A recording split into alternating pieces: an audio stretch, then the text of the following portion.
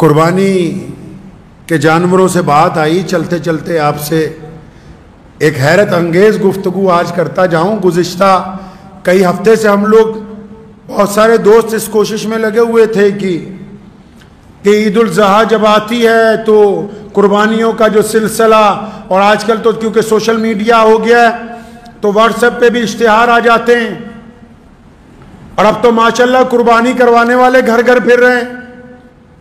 ایک دور تھا کہ خود کرنی پڑتی تھی، اب تو قربانی کروانے والے بندے گھر گھر پھر رہے ہیں، حصہ ڈال لو، حصہ ڈال لو۔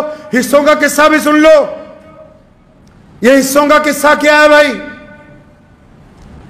ایک بڑے جانور میں 7 حصے پڑ سکتے، تو ہمارے ہاں کچھ لوگوں نے حصوں کا قصہ بنا ڈالا۔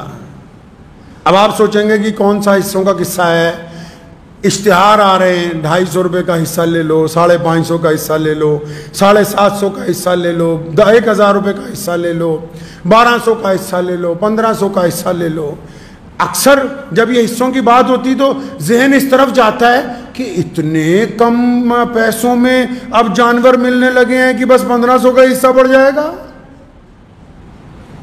اب اگر تحقیق کی جائے، پتہ کیا جائے بھی آخر اتنی غربت ہے ملک میں، اگر بہت دور کے صوبوں کو بھی پکڑ لیں اتنی غربت ہے کہ 1500 روپے میں بھی قربانی ہو جائے گی، پتہ لگا وہ آن لائن ہی ہو رہی ہے۔ وہ جو قربانیاں کروا رہے ہو آن لائن ہی ہو رہی ہے۔ وہ جو فیس بک پہ، واٹس ایپ پہ بکرا بڑا اور جانور بنا آتا ہے، بس وہ آن لائن ہی، مطلب رسید کٹوا دو، آن لائن ہی قربانی ہو جائے گی۔ اور میں نے یہ سوچا کہ اتنا بڑا فراڈ چل رہا ہے، گنتی کے چند بڑے اداروں کو چھوڑ کے، گنتی کے چند لوگوں کو چھوڑ کے جو مخلص ہیں، ان کے علاوہ ڈاکہ ڈال دیا قربانی کے اوپر لوگوں نے بھی کہ بھائی حصہ ڈال لو، حصہ ڈال لو۔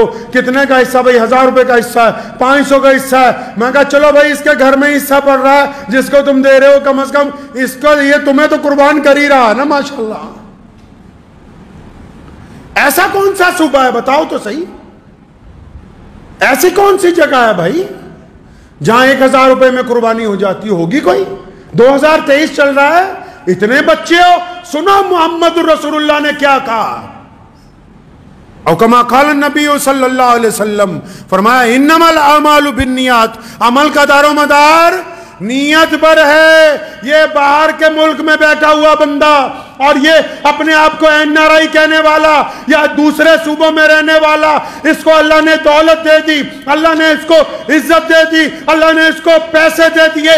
اب جب قربانی کا وقت آیا، یہ نعوذ باللہ اللہ سے ٹھگی مارنا چاہتا ہے۔ یہ سوچتا ہے ایسا بندہ ڈھونڈ جو 1500 میں اس سے ڈلوا دے تے ٹھگا نو گاہاں ٹھاگی ٹکرنے ساتھ نہیں ٹکرنے ہیں۔ قرآن نے کہا ہے نا کہ نیکوں کے لیے نیک، بدوں کے لیے بد۔ اب جو اللہ کو دھوکہ دینا چاہتے ہو، بہترین مال ہونے کے باوجود یہ سمجھتے ہو کہ نہیں اگر چھوٹا جانور خریدیں گے 25-30 ہزار لگیں گے، 1500 میں بس اپنا فرض ادا کر لے، تو بس وہ تمہاری نیت ایک اپنے دل کو بہلانے کی تھی، بس پھر وہ دل کو ہی بہلایا گیا ہے، کیونکہ اللہ آپ کی نیت کو جانتا ہے، کیونکہ 1500 میں کوئی فرض ادا ہونے والے ہے نہیں ہے۔ افضل قربانی وہ ہے جو اپنے سامنے کی جائے، اپنے ہاتھ سے کی جائے، اپنے اہل و عیال کے سامنے کی جائے، اور بذات خود اس کا گوشت مستحق لوگوں میں، غریب لوگوں میں، ضرورت مند لوگوں میں اس کو تقسیم کیا جائے۔ یہ جو اب ہم نے دل کو بہلانے کو، غالب یہ خیال اچھا ہے، یہ جو اب ہم نے شروع کیا ہے نا کام کہ نہیں جی بس بہت دور حصہ بھیج دو، اب وہ قربانی ہو ہی رہی ہے یا نہیں ہو رہی، میں کسی پر الزام نہیں لگا رہا۔ کوئی دیندار آدمی، کوئی دیانتدار آدمی، کوئی باشرع آدمی बेईमान नहीं हो सकता। लेकिन याद रखो मुसलमानों, कुछ बेईमानों ने दाढ़ी रख ली है इसलिए हम समझते हैं कि ये दीनदार बंदा है, लेकिन कुछ ठगों ने पहनावा पहन लिया है लोगों के साथ बेईमानी करने का। अब ईद कुर्बा के ऊपर भी बड़े पैमाने पर हर साल ये ठगी हो रही है। अगर आप अपनी आंखें नहीं खोलोगे, खुद नौज़बिल्लाह इस्लाम को, शरीयत को,